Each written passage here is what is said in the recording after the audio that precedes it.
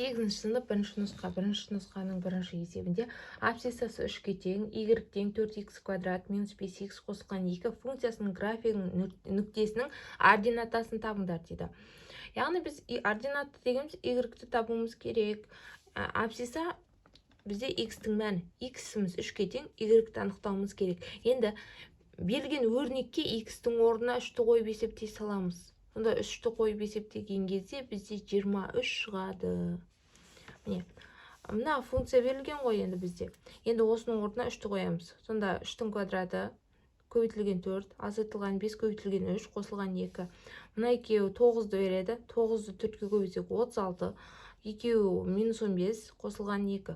Сонда мына екеуін азайтсақ 21, 21-ге 2-ні қоссақ 23 шығып тұр. Екінші есебінде бізде y тең x квадрат минус x минус 16 функциясының ординатасы 4-ке тең, нүктесінің оң таңбалы абсцисасын табыңыз дейді. Бізде жауабында оң таңба шығу керек, теріс таңбасы керек емес деген сөз. Сонда бізде бұл жерде бізде y берілген, x-ті анықтауымыз керек. Мына жердегі y-тің орнына біз 4-ті қойып, квадрат дискриминантты шешеміз. Дискриминантты анықтаймыз. Енді қараңыздар. Мына жерде біз бірінші 0-ге теңестіріп алуымыз керек. 0-ге теңестірген кезде 4 қарама-қарсы таңбамен теңдіктің екінші жағына өткіземіз. Сонда бізде квадрат теңдеуіміз шықты. Енді дискриминантты анықтаймыз. Дискриминантымыз бізде 9-ға тең болды берілген сандар бойынша. x1, x2-ні анықтаймыз. Сонда x1-іміз минус 4, x2-іміз 5-ке тең болды. Енді бізде есептің шартында айтқан оң таңбалы дейді. Оң таңбалы мән. Мына жердегі минус 4-іміз бізде теріс таңбалы болғандықтан жауабына тек қана 5 кіреді. Сонда жауабы 5 деген сөз. Бірінші есептің сысы.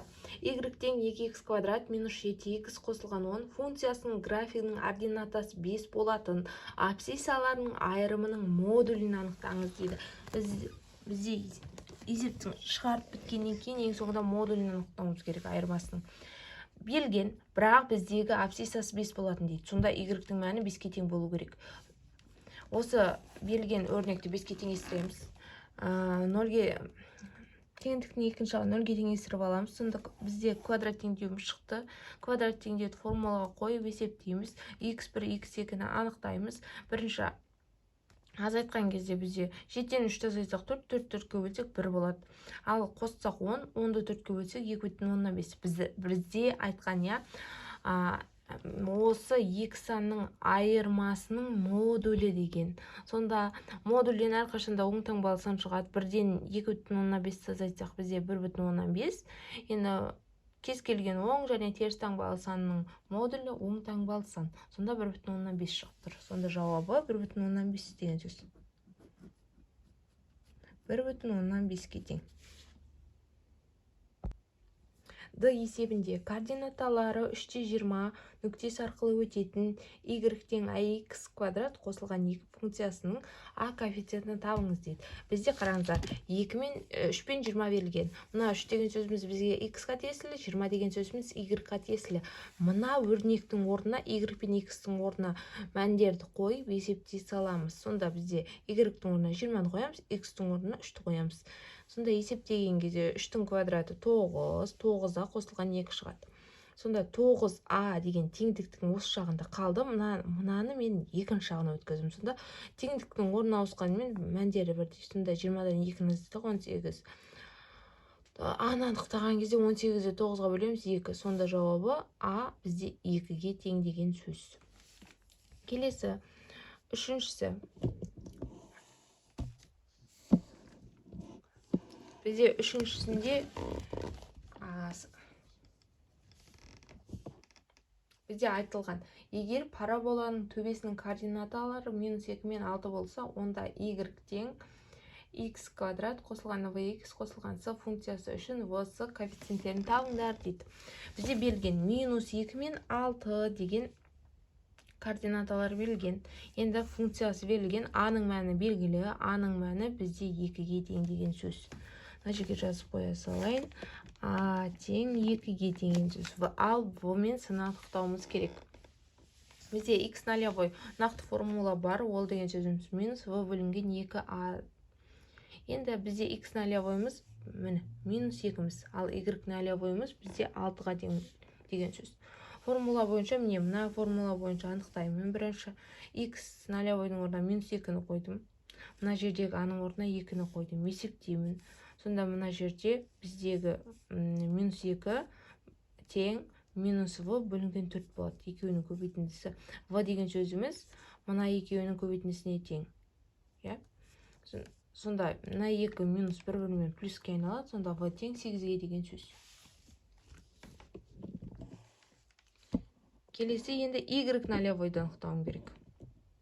Y нолевой деген сөзіміз, қараңыздар, мына формулаға қоямыз. Y нолевойдың орнына 6-ны, мына жерде 2-ні қоям, мына жерде минус 2-ні, v-ның орнына 8-ді қойып есептейм, x нолевойдың орнына минус 2-ні қойып сын анықтап алам. Сонда бізде минус 2-ның квадраты 4 болады, 4-ті 2-ге көбейтсек 8 болады. Мына минус 2 мен 8-ді көбейтсек минус 16 болады.